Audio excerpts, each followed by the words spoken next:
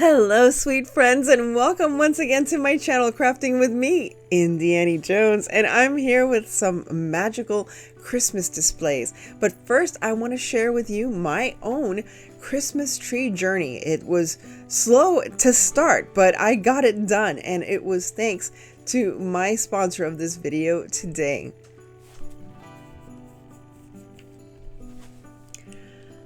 I was approached by Yaheetech. Yes, Yaheetech, and they had beautiful Christmas trees. Now, I don't usually have a flock tree. I've only had a fake tree in the last 3 years. Oh, there's Kudu. She's there to help me put the tree up, of course.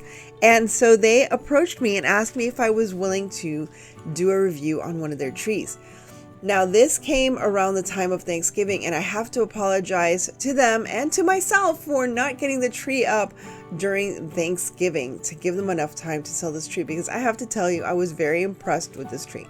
Not just because they gave it to me, but because I, again, never had a flock tree. I thought it was going to be messy. I thought it was going to be, I don't know, smelly. I have no idea. Since I've never had a flock tree before, I had no idea what to expect. Now, I was so pleasantly surprised at the quality of this wonderful tree. And I usually have like a 10-foot tree. But first of all, the 10-foot trees in my area are very expensive if you buy them natural. I bought a fake tree a few years ago and thought, oh, you know, great, a 10-foot tree, more to decorate. But to be honest with you, as the years progress, I am happier with a 7.5-foot tree. Now, I do put it up on a stand simply because I like putting it up on a wooden stand. It's one of our traditions. I don't know if you do that, but it just gets it to like 8 foot, and I love it. And there's little Kudu helping me out. Now, instructions are very easy, of course. We have the base, and it's one of those metal bases. I'm sure you've seen these. But look at how quickly, I mean, even though I know I have to fluff it up and everything, but how quick is this to just set up? And again, it's not the glamorous part of Christmas, it's just getting the tree up.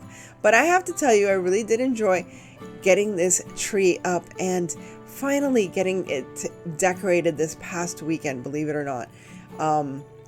I've been busy. You know this, my friends, you know this. Other than decorating the Deering Estate and the company tree and the company Christmas party and the Deering Estate events, it's been nonstop for me. But I love Christmas, so I don't mind at all. So to be quite honest with you, I was looking forward to spending some time at home and actually decorating my tree at home. Now, I have to warn you, I thought I was recording myself while I was putting up the tree the same day that I actually put up the tree. Oh, there's Kudu. She's in the box. It was so funny. But somehow I thought I had pressed record. Somehow I didn't record myself. I was very disappointed.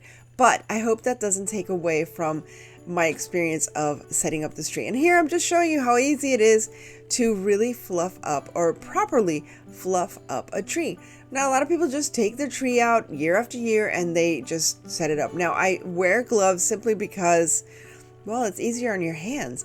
And not only that, but I think it's easier also to really get in there and get all of the branches really spread out, because that's the most important thing, especially when you have a fake tree, is to take the time and really fluff it up.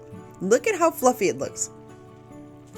I love this, and I love the white, flocking of the tree. It's just so different, and for me it's different. Maybe for others, they're used to it, they have it all the time. But as I said before, I really enjoyed getting this tree prepared for Christmas this year. So there it all is, all ready for me to decorate, and voila, boom, it's all decorated. And again, I apologize, I thought I had filmed it, but the process, putting up ribbons and the balls, and there's little Luna on the other side on her perch. But I tried to really take advantage of this beautifully white flock tree. I had white lights, but I also incorporated little sparkling colored lights on the inside. And I love the fact that this didn't have lights on it, because that way I can choose. And I had a mixture of both colored and white lights. And it brought out the beauty of all my ornaments. There's one I made last year. Here's another one I made last year. So it really helped to bring out some of the features and some of the colors of the ornaments that I had made, as well as some ornaments I've had throughout the years. So I hope you enjoyed as I created my Christmas tree this year. A very different Christmas tree for me. So thank you once again to Yaheetech for just for giving me this opportunity to have this beautiful tree in my home this year.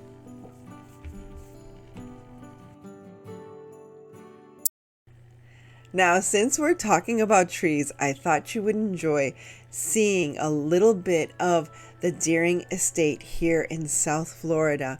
And as you know, I did create many of the ornaments that appear on these trees that you will see featured here today, including some 3D printed frames and those baubles with the 3D printed crowns, as well as the homemade, paper dolls.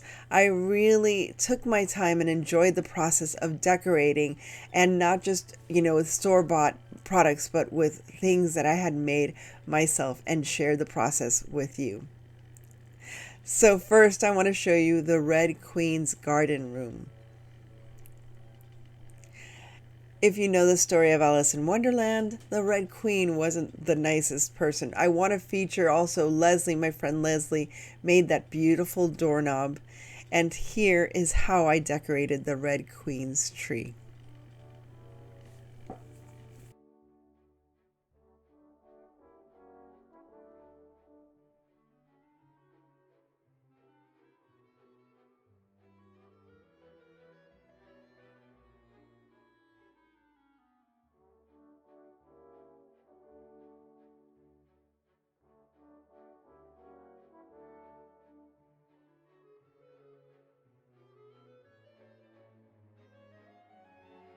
And here we'll get a close-up of the ornaments that I actually created.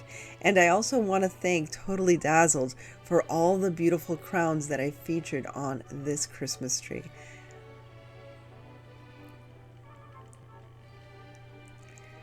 I was able to make those 3D cut or printed crowns and frames with my Anchor Make 3D printer. So I've been very blessed this year. And those wonderful, pins that you see in the middle of those bows are also from Totally Dazzled.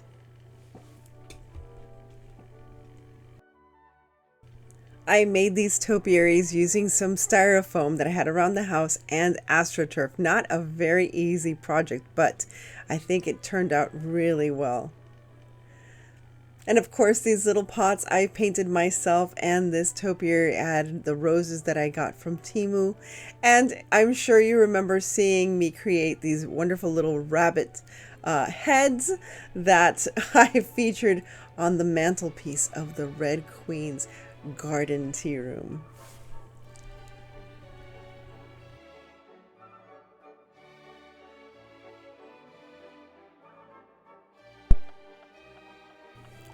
Down the hall from the Queen's room, I had the children's bedroom, which I decided to make into Alice's bedroom. And this is the hallway, which was usually very dark and spooky. But here is Alice's bedroom, the Christmas tree I created for this bedroom.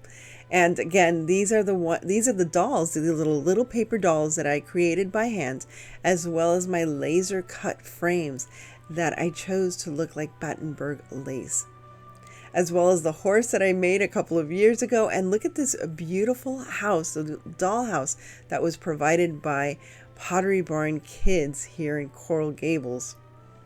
I also added some tiny little teacups and little pictures of Santa Claus. I really wanted this to feel like a vintage Victorian Christmas tree that a little girl would have at that time. And again, the furniture was all, provided by Pottery Barn. Again, here are I just did some fabric swags. That's not ribbon, just fabric swags, and some porcelain dolls, as you would see in a little girl's room at the Victorian age. And I think it all came out so elegant and lovely. Now let's check out some other rooms at the Deering Estate.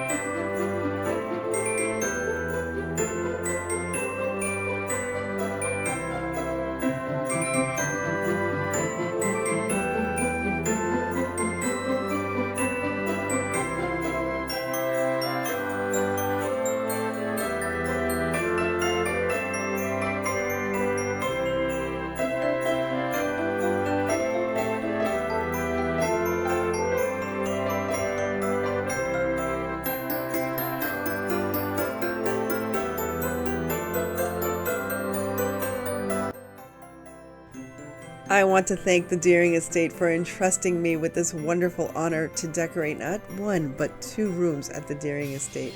And I want to thank Yaheetech for providing me with a Christmas tree and for their patience as I tried to run around with my busy schedule and get my own tree decorated. And I also want to thank each and every one of you for your patience, kindness, and support during this very hectic, busy holiday season.